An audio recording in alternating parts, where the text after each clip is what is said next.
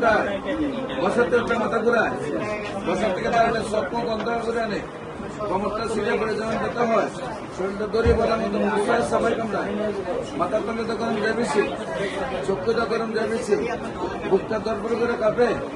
মধ্যে মধ্যে আঙ্কা আসতে কষ্ট হয়, বুকের ভিতরে একটা অশান্তি সৃষ্টি হয়, বুকের ভিতরে জ্বালা করা সৃষ্টি হয়, আমি মনে বাঁচবো না মারা যাবো, এগুলা বেশি বেশি মনে হয়। এক জায়গায় বেশি সময় বসতে প্রথম উঠতে বেশি কষ্ট হয়, পরে কিছুক্ষণ হাঁটলে পরে একটু হালকা সারে, শরীরটা খুব বেশি দুর্বল লাগে, খাওয়া দাওয়ার রুচি নাই,